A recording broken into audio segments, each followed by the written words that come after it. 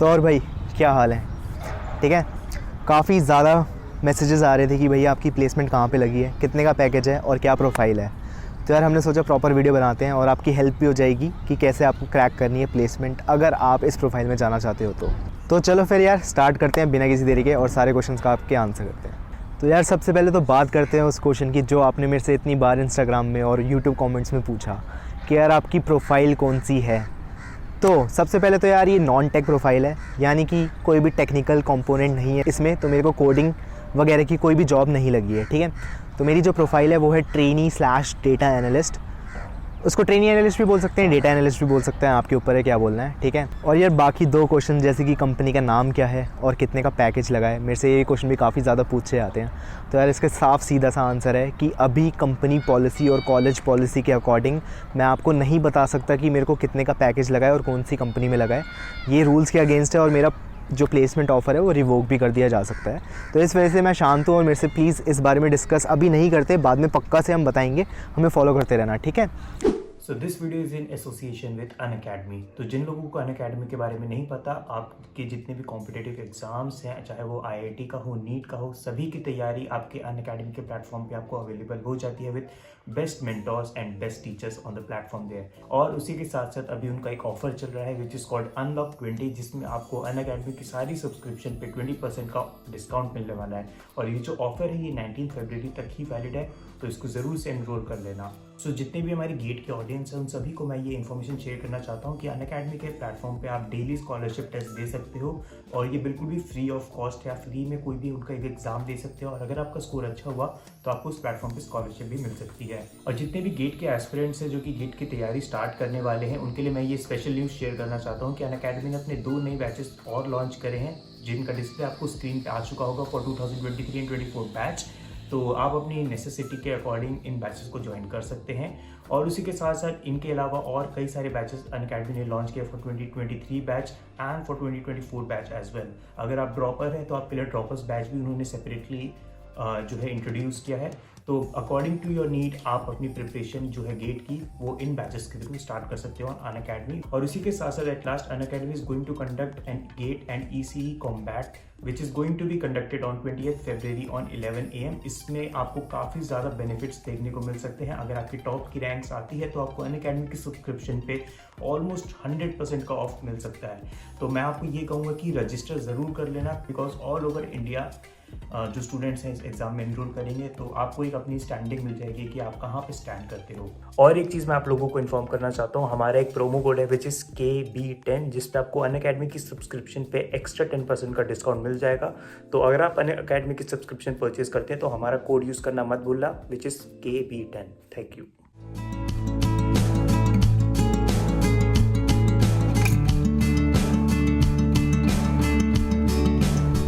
तो यार अब बात करते हैं प्रिपरेशन की कि मैंने कैसे प्रिपरेशन करी नॉन टेक प्रोफाइल के लिए। ठीक है, तो कंपनीज़ आना अपने कॉलेज में स्टार्ट हुई थी अगस्त से। तो मेरा सबसे पहला टारगेट यही था कि यार मेरी कोडिंग में जॉब लग जाए। ठीक है, तो मैंने पहले कोडिंग से स्टार्ट करा था। तो मैं DSL को भी कर रहा था और मैंने कोडिंग करने की कोशिश करी थी। बट अगस्त में जब कंपनीज़ आने लगी, 1-2 टेस्ट दिए, तब मैं समझ गया कि यार मेरा बिल्कुल भी इस चीज़ में इंटरेस्ट नहीं बन रहा है और ये मेरे लिए है ही नहीं। तो मैंने डिसाइड करा यार अब टेक्निकल में अपना टाइम वेस्ट करने से अच्छा है कि जो चीज़ मेरे को पहले से आती है उसमें फ़ोकस करा जाए और non tech job profile crack की जाए। तो यार मैंने उसके लिए प्रिपेयर करना स्टार्ट करा था। तो प्रिपेयर करने से सबसे पहला स्टेप मेरा जो था वो था यार रेज्यूमे बिल्ड करना।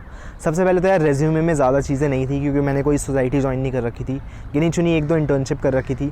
ठीक है, और प्रोजेक्ट्स भी मेरे ज़्यादा नहीं थे। तो मैंने बिल्कुल लॉजिकली एकदम दिमाग के साथ सोच के कि कैसे रेज्यूमे को भरना चाहिए मैंने स्टार्ट करा। सबसे पहले तो यार मैंने 1 मंथ की इंटर्नशिप कर रखी थी नॉन टेक प्रोफाइल में ही as a marketing and business development intern. तो मैंने तो वो डाल दिया। दूसरा जो मैंने एज अ इंटर्नशिप और वर्क एक्सपीरियंस में अपने डाला वो था यार इन हाउस इंटर्नशिप, जो मैंने 2 मंथ्स की करी थी under a professor of DTU। ठीक है, उससे भी काफ़ी हेल्प हो गई। तो मेरे पास 2 चीज़ें आ गई जो थी इंटर्नशिप की। अब दूसरी चीज़ आती है प्रोजेक्ट्स में क्या दिखाना था। प्रोजेक्ट्स मैंने कुछ कर नहीं रखे थे, बट जैसे कि मैंने कोडिंग की तैयारी करनी स्टार्ट कर दी थी तो मेरे को थोड़ा सा आइडिया था और मैंने वेब डेवलपमेंट अच्छे से सीख ली थी। तो मैंने डिसाइड करा है वेब डेवलपमेंट से रिलेटेड ही 2 प्रोजेक्ट्स बनाए जाएंगे, 2-3 प्रोजेक्ट्स जितने भी बनाते हैं। तो मैंने 2 प्रोजेक्ट्स बनाए थे वेब डेवलपमेंट से रिलेटेड। एक था यार रिसर्च लैब वेबसाइट जो मैंने अपनी इंटर्नशिप के लिए बनाई थी, जो कॉलेज के अंदर था। दूसरा मैंने बनाई थी अपनी पोर्टफोलियो वेबसाइट। तो ये 2 चीज़ें बनाई थी मैंने प्रोजेक्ट्स के अंदर। प्रोजेक्ट्स का सेक्शन हो गया, इंटर्नशिप का सेक्शन हो गया, ठीक है। अब बारी आती है यार स्किल्स के सेक्शन की। तो स्किल्स पहले मैं बता दूँ मेरे पास है कौन सी, ठीक है।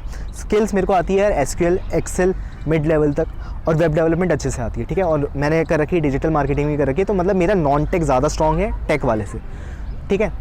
अब टेक में मैंने वेब डेवलपमेंट कर रखी है, बट वेब डेवलपमेंट की जॉब क्रैक करने के लिए भी मेरे को DSL को आना चाहिए था, जो कि मैंने नहीं करा था। तो मैंने डिसाइड कर रखा है कि मेरे को अब नॉन टेक में जाना है। रिज्यूमे में 3 चीज़ें भर गई, आपकी स्किल्स भर गई, दूसरा आपकी इंटर्नशिप का सेक्शन भर गया, तीसरा आपका प्रोजेक्ट्स भर गया। चौथा था यार POR, पोजीशन और रिस्पॉन्सिबिलिटी काफ़ी इंपॉर्टेंट होता है। इससे ये पता लगता है कि आपने कहाँ कहाँ रिस्पॉन्सिबल पोजीशंस ली है।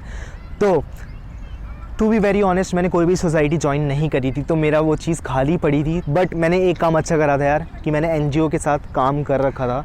मैंने 2 NGO के साथ एटलीस्ट काम करा था, तो मेरे पास आइडिया था कि कैसे करना है, ठीक है। तो मैंने जो 2 NGO के साथ काम करा था वो मेरा as a position of responsibility count हुआ और मैंने उसको डाल दिया, ठीक है। और फाइनल चीज़ यार एक्स्ट्रा करिकुलर एक्टिविटीज़ की आती है बात, जो ऑप्शनल होता है, बट यार डाल दोगे तो ऑब्वियसली CV भरी हुई लगेगी। तो उसमें यार जो सबसे इंपॉर्टेंट चीज़ मेरी थी यार, वो तो ऑब्वियसली यूट्यूब चैनल था, ठीक है, एज ए नॉन टेक में। और दूसरा यार मैंने एक क्लब ज्वाइन करा था, बाद में करा था, बहुत लेट करा था, ऑलमोस्ट 1 मंथ पहले करा होगा प्लेसमेंट स्टार्ट होने से पहले, जिसका नाम था टोस्ट मास्टर्स क्लब, ठीक है।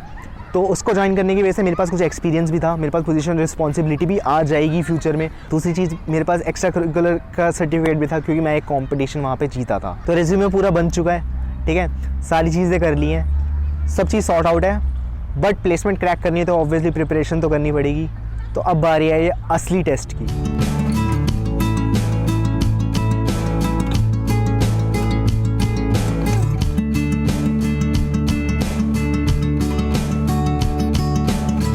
तो अब बात करते हैं प्रिपरेशन की, कि मैंने प्लेसमेंट की प्रिपरेशन कैसे करी।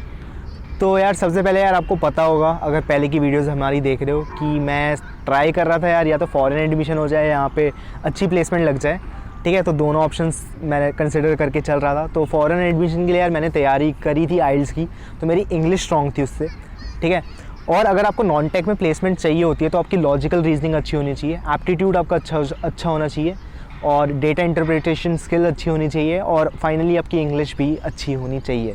क्योंकि यार ये टेस्ट में पूछा जा सकता है, एप्टी के साथ आपके इंग्लिश पूछ सकते हैं, लॉजिकल पूछ सकते हैं, या फिर आपका डेटा इंटरप्रिटेशन स्किल्स पूछ सकते हैं। तो ये सारी चीज़ें आती हैं यार बेसिकली इसके टेस्ट में, अगर आपको नॉन टेक प्रोफाइल में जाना है तो यार टेस्ट में यार आपका होगा, डिपेंड करता है कौन सी कंपनी आ रही है, कि 2 घंटे का टेस्ट भी हो सकता है, 1 घंटे का भी हो सकता है, 40 मिनट का भी हो सकता है, 3 सेक्शन भी हो सकते हैं, 4 सेक्शन भी हो सकते हैं, लगातार 3 टेस्ट भी हो सकते हैं।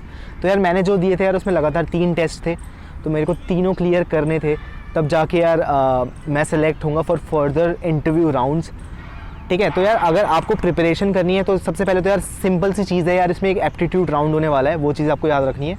सेकंड चीज़ होगी आपका इंटरव्यू। अब इंटरव्यू यार 2 तरीके के होते हैं, एक होता है यार नॉर्मल आपका टेक्निकल इंटरव्यू, दूसरा होता है आपका HR राउंड। सबसे पहले आता है आपका टेक्निकल राउंड। तो जो आपका टेक्निकल राउंड होता है यार, उसमें आपसे क्वेश्चंस जो नॉन टेक प्रोफाइल में पूछे जाएंगे वो होंगे बेसिकली कंसल्टेंसी रिलेटेड क्वेश्चंस होंगे। गेस्टिमेट दिया जा सकता है आपको। गेस्टिमेट उसे कहते हैं कि कुछ चीज़ें आपको दे दी, कि एक बता दिया कि DTU में मान लो कितनी विंडोज़ है कैंटीन में, वो आपको ऐसे डायरेक्ट याद करके नहीं बताना कि मैंने देख ली थी तो मेरे को याद है, आपको लॉजिक करके बताना है, आपको सोचना है वहाँ पे कि अच्छा एक पूरी बिल्डिंग ये है और इतनी बड़ा स्क्वायर मीटर है, ठीक है, काफ़ी बड़ी कैंटीन है, तो इतनी सारी विंडोज़ हो सकती हैं उसमें।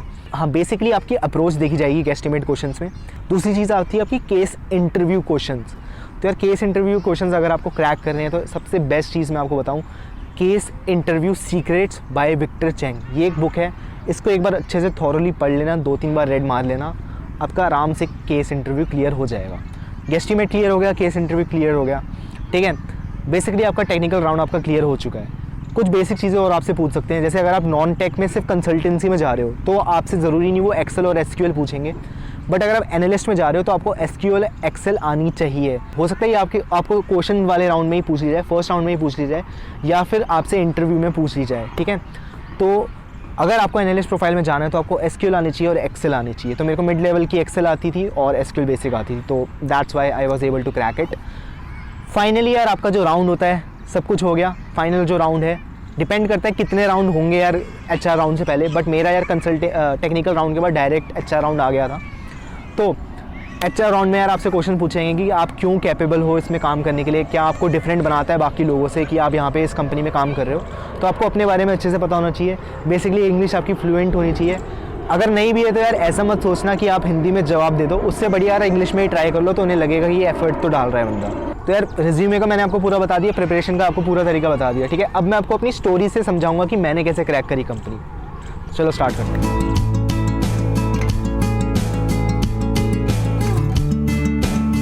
चलो यार अपनी स्टोरीज बताता हूँ फाइनली कि मेरी प्लेसमेंट कैसे क्रैक हुई।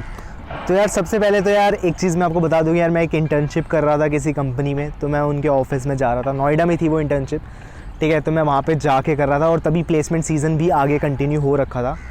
तो मेरी एक इंटर्नशिप भी लगी थी, internship plus PPO offer based on your performance, ठीक है। तो वो भी ठीक ठाक था, बट मैंने सोचा यार पूरी फाइनल FTE लेंगे। तो वहाँ पे यार मैं काम कर रहा था, ऑब्वियसली प्लेसमेंट सेशन चल रहा था, तो यार टेस्ट हो रहे थे। तो यार जिस दिन टेस्ट था उस दिन तो मैं घर पे था, बट जिस दिन यार इंटरव्यू था उस दिन मैं इंटर्नशिप में काम कर रहा था। तो यार सबसे पहले तो यार टेस्ट होता है कंपनी का, जिसमें मेरे 3 टेस्ट थे लगातार, और उस टाइम में घर पर ही था, तो मैंने टेस्ट दे दिए थे और मेरे काफ़ी सही गए थे। और उसमें काफ़ी आई गेस 25 बंदे सेलेक्ट हुए थे, 25 आउट ऑफ पूरे कॉलेज ने दिया था, सारी ब्रांचेस के लिए ओपन थी कंपनी, ठीक है।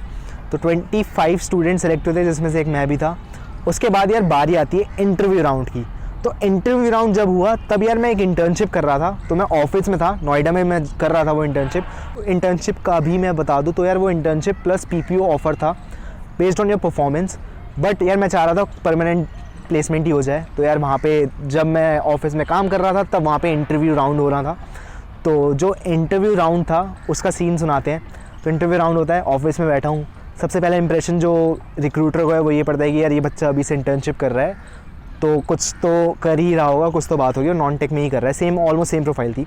सबसे पहले तो यार basically technical questions, logical questions मेरे से पूछे गए, ठीक है। लॉजिकल क्वेश्चंस मैंने सारे दे दिए आंसर्स।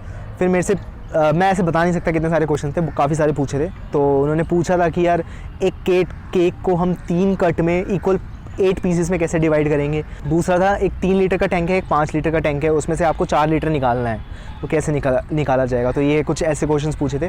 फाइनली यार जैसे मैंने बताया एनालिस्ट की प्रोफाइल थी, तो यार SQL और एक्सेल के क्वेश्चंस पूछे गए थे, तो मैंने सारे आंसर दे दिए। तो मेरा ये राउंड भी क्लियर हो गया। उसके बाद यार बारी आती है फाइनल राउंड की, जो होता है आपका HR राउंड। वो भी उसी दिन हुआ और उसमें मेरे बारे में पूछा गया। मैंने सारी चीज़ कॉन्फिडेंटली बताई उन्होंने मेरे से पूछा आपने इस सिचुएशन में क्या करा था, तो मैंने बता दिया कि यार ये एक टाइम आया था जो ऐसी सिचुएशन थी, तो मैंने ये फेस करा था और मैंने इसका ऐसा सॉल्यूशन निकाला था। जितनी चीज़ें दिमाग में थी, जो मैंने इंटर्नशिप करी थी, जहाँ मैंने NGO में काम करा था, जो मैंने प्रोजेक्ट करे थे, सारे तरीके के मैंने लगा दिए और एकदम कम्युनिकेशन मेरी बहुत अच्छी हो गई थी, मैंने बहुत अच्छे तरीके से बोला था। तो इस वजह से यार फाइनली मैं सेलेक्ट हो गया। 2 दिन बाद रिज़ल्ट आता है, तब भी मैं इंटर्नशिप करने गया होता हूँ अपने ऑफिस, और वहाँ पे बाकी बैठा होता हूँ, तभी देखता हूँ यार व्हाट्सएप में मैसेज आता है रिज़ल्ट आ गया, ठीक है। मैं खोलता हूँ और चौथे नंबर 5 बंदे सेलेक्ट होते हैं, उसमें से यार चौथा नंबर मेरा होता है। And finally that is the story of how I got placed.